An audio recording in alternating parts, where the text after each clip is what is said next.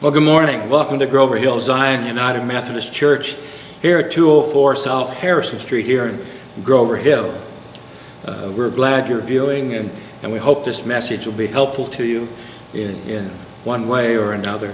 And of course, you're always welcome to come here in our fellowship and fellowship or in our sanctuary and fellowship with each other anytime. We have activities going on Sunday mornings at 10:30 and at other times throughout the week as well. Well, this morning is the third Sunday after Easter, or the third Sunday of Easter, I should say. And this morning I'm speaking to you from John's Gospel, chapter 21, verses 1 through 19. It's an old familiar story about how when Jesus appeared to the disciples and then left them, they decided just to return home and to go back doing what they were doing before Jesus called them. And oftentimes we do that too. See if you can see yourself in this story. A man and a wife were riding along in their car, and the wife said to her husband, she said, "You remember when we started dating, how you would drive and we would sit close to each other and cuddle? Today we just seem so far apart. Just seems like we don't have those warm, fuzzy feelings anymore because we are far apart." There was just something special about those times, and I really miss them. And the husband replied to her, he said, "Honey, I'm not the one who's moved. I'm not the one who's moved." Well, how is it with your soul this morning? You know, we've come through Easter and Lent, and it's all about drawing closer to God. How is it with your soul this morning? You know, I know many people who are like that couple in the story that I just told you. They're like that with Jesus. You know, at first when they find Jesus, they get the warm, fuzzy feelings for Jesus. And then they start pulling away from Jesus. They start getting farther and farther apart. And they never say, "Thank you, Lord, for saving my soul," or "I love you, Jesus, and I lift my voice to worship you." And they wonder why they don't feel blessed by God anymore. They wonder where those warm, fuzzy feelings have went. It's not because God is not blessing them, because He is. He continually blesses you and me, and sometimes we just take it for granted. God blesses them many times, but many times we just don't have an attitude of gratitude, and we get rather complacent in our faith, and so we just don't feel what we had in the beginning when we came to Jesus. Sometimes we feel like what we have isn't really a gift from God. How can that be, that what we have isn't a gift from God? And when they realize that every good and perfect gift comes from above, that's when they feel blessed. That's when we draw closer to God, when we realize that God is reaching out and touching us. Where is God? How come we're not as close as we once were? Well, listen, God is still in the same place. Same place He was when we found Jesus. It's we who have moved. It's we who have moved, just like that couple in this story. It's we who have moved. God is still in the same place. Well, after the events of the resurrection and His two appearances to the disciples, things began to settle down a bit. And the disciples then were getting kind of bored, and they didn't know what else to do, and so they just decided to return to their home in Galilee. These 7 were fishermen by trade. They were expert fishermen. That's how they made their living when Jesus found them, when Jesus called them and said, "Come and follow me, and I will make you fishers of men." It was an exciting 3 years they spent with Jesus, as they saw him do many miracles, and they saw him challenge the status quo and their orthodox teachings. They saw him do many miraculous things and healings. They saw him raise the dead even. Why, they were even given authority by Jesus to do the things that he did here on earth. How cool is that? To be able to do what Jesus did here on earth. Now their leader is no longer with them in the flesh. And so, at a loss for what to do, they decided to do what they were doing when Jesus called them. Fishing. To go back to business as usual. Even after all they saw Jesus say and do, they now are just fond memories for them. What they fail to realize, and what many Christians fail to realize even today, is that once you have encountered this man from Galilee, once you have encountered Jesus Christ, he will never let you go back to business as usual. You can try, but you'll be miserable, because there'll be something empty inside of you. There'll be a longing inside of you that needs to be filled. Once you've encountered Jesus, you'll never be the same. You'll never be the same. Some time ago, I've been a number of years back, I stepped away from the ministry to take some time off to get my spirit renewed and my battery charged up. You know, we're supposed to do that from time to time. Even Jesus had to do that, to withdraw from the crowds and to go to the Garden of Gethsemane and other places where he could find solitude and where he could just get in touch with God and he could renew his spirit. You know, I got used to that, just laying around, not doing anything, not even being among the body of believers.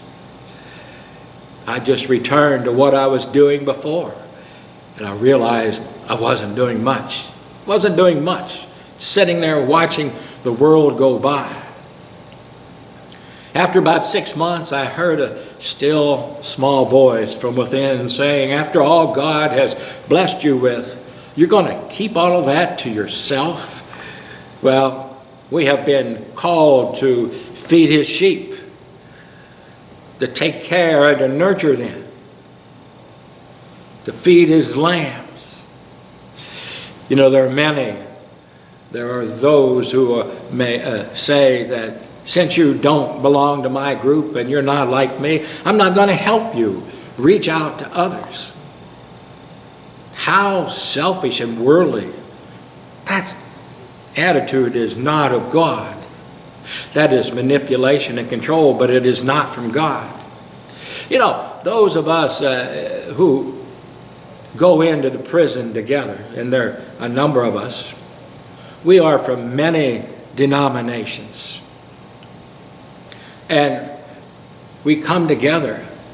When we come together, we lay our doctrinal issues aside. Some believe that laying on of hands needs to be done one way, some anointing with oil, some it's a baptismal issue, some it's an issue with communion. We lay all those things aside and we just focus on what Jesus has done in our lives, and that's what we share, how Jesus has done in our lives and is still doing in our lives. You know, I had forgotten during that time when I was idle that when God blesses you, that he is wanting to bless others through you. That's why he blesses you. He blesses you to be a blessing to others. He trusts you to share his blessings with other people so that they may believe in him. And when you don't respond to Jesus calling your name, you'll be restless until you do. And you'll miss the blessings that he has in store for you. You'll miss the rewards that he wants to lay upon you. Well, the disciples went back to business as usual, as when Jesus left them. It was as if nothing had ever happened. Everything was just reverted back to the way it was. But Jesus wasn't going to let them get by with that. He won't let us get by with that as well. He wasn't finished with them, and he's not finished with you yet either. They had fished all night as they went back to their former occupation. They'd fished all night and they didn't catch anything. And so they headed back to shore. And when they did, they heard a voice from the shore calling, "Did you catch anything?" And they answered, "No, we didn't catch anything." And the voice said, this is also a beautiful song, by the way. And the voice said, "Let down your net. Let down your net on the right side of the boat." Once again, Jesus was doing a miraculous thing in their presence. Let down your net on the other side of the boat. They did, and the catch was more than they could lift after coming back empty-handed.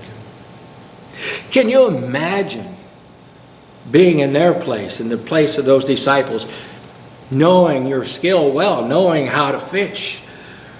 You know the characteristics of the fish and what they like. You know how to fish. You don't need somebody to tell you how to fish.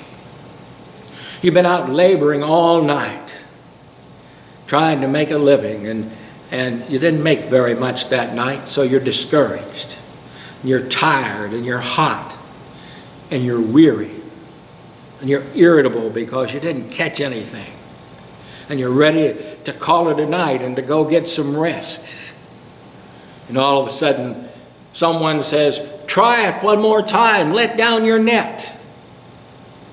What would you say to that person? Get away from me. You're on the shore. You can't see out here in the dark waters. You don't know what you're talking about. We're fishermen by trade. That's our living. That's our livelihood. Who are you to tell us what to do? Jesus, however, said, "Try something different. Let down your net on the other side of the boat." We do that in the church too, don't we? And we do that in our lives as well. We get in a groove and we only know one way to do something. We think that that's the only way. And when someone suggests we try something different, it's, well, we don't do that. Well, we tried that 50 years ago. Oh, that's not how we do things around here. It won't work. Did the disciples say that to Jesus when Jesus said, "Let down your net"? No, they just let down their net on the other side, and their nets were overflowing. Jesus said, "Try something different, and you will catch more than you ever dreamed of." I'm reminded of the scene of all of those fish being caught. That when Jesus called the first disciples, he said to them, "Come and follow me, and I will make you fishers of men." I see this catch of 153 fish as a reminder to Peter and the rest that while it is indeed exciting to catch fish, it is more exciting and much better to catch people. And Lord knows there are a lot of people all around us. There are a lot of people out there right here in our own community who have not heard about the saving grace of Jesus Christ. Or they don't believe that they're good enough that Jesus would accept them. We are to be fishers of men.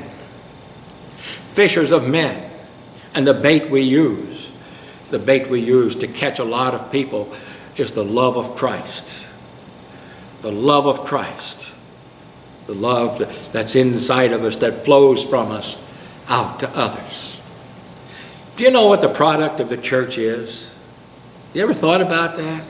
The product of the church. Product of the church is saving souls and change lives.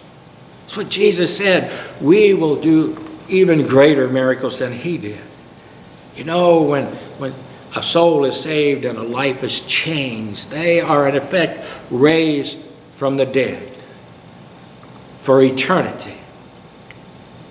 The disciples caught so many fish because they listened to Jesus. They tried it their way and didn't have any success. But when they listened to Jesus, their nets were set and they were overflowing. And they caught more fish than they could have ever dreamed of. It turns out that the voice on the shore was Jesus calling them.